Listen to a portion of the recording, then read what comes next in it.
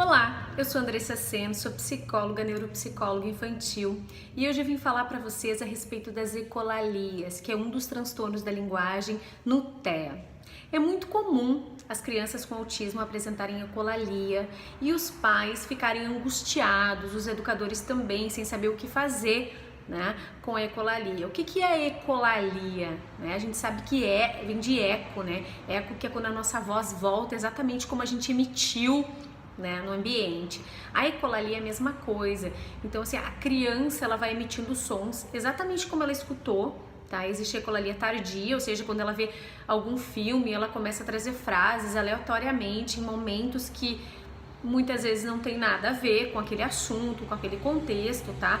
Mas tem que ter um cuidado, tá, gente? Porque eu já vi muitas vezes também essas ecolalias virem e a criança funcionar meio como um ato comunicativo da criança, em que ela quer demonstrar euforia e ela não sabe como e ela se utiliza daquela fala, então ela tá começando com um ato comunicativo. Então eu sempre dou muita atenção para ecolalia, não reforçando, claro, tá? Mas utilizando da ecolalia como um ato comunicativo. Então, assim, eu sei que tem algumas vertentes que simplesmente colocam que não, vamos negar a ecolalia, vamos puxar para um outro assunto, para um outro viés, não vamos enfatizar a ecolalia, só que a questão não é enfatizar, né? É entender que é um ato comunicativo, tá? E se utilizar dela como estratégia também. Por exemplo, é muito comum no consultório a criança chegar, vou utilizar agora o nome fictício, tá? Pedrinho. Eu falar, Pedrinho, vamos fazer uma atividade e Pedrinho emitir, né, o eco do que eu falei.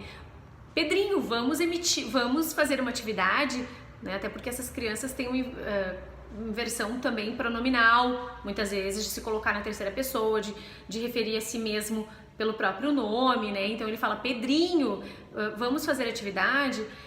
Então, o que eu gostaria que essa criança falasse, né? Então, muitas vezes eu falo, Pedrinho, vamos fazer uma atividade? Sim.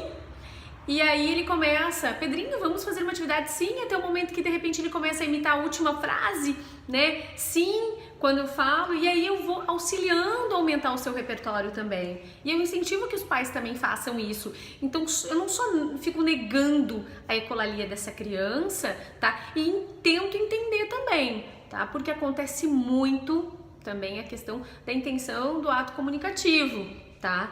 Da criança não saber como se expressar e que às vezes tem algo a ver sim, tá? Ou ela não tá se sentindo bem num contexto na escola e ela traz algo, tá? Que é uma fala pronta, claro, mas ela tá se utilizando daquela fala pronta para colocar ali no repertório dela. Outras vezes não tem nada a ver mesmo, tá, gente?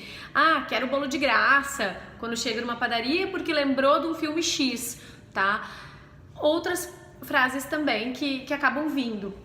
Então, assim, nem sempre tem alguma coisa a ver, tá? Mas a gente tem que estar atento, tá? Porque às vezes essa criança está num outro processo em que ela se utiliza de ecolalia, mas que ela também está começando a se comunicar e adquirindo um repertório. Outra coisa que é muito comum, que as crianças quando começam a adquirir repertório, elas começam com a imitação também, tá? Então é muito comum, por exemplo, pedagogos virem, reclamar, essa criança está só imitando, eu chamo os pais o fulaninho que os pais chegaram e ela imita. Tá? Então tem que ter muito cuidado também e não frustrar essa criança. Uma coisa é chamar essa criança para fazer ou falar sobre outra coisa e outra coisa é dizer pare, não faça isso, tá? Senão a gente acaba interrompendo um processo também que tá acontecendo e que é gradual. E gente, não acontece da noite pro dia. Então quando você começar, né, a incentivar essa questão do repertório, né? Quando você fala assim, Pedrinho, vamos almoçar? E ele fala, Pedrinho, vamos almoçar para você, mamãe? Então você fala assim, vamos almoçar? Sim. Vamos para a escola? Sim. Então comece aos poucos, né, auxiliando, mostrando para ele quais são as respostas desejáveis, tá?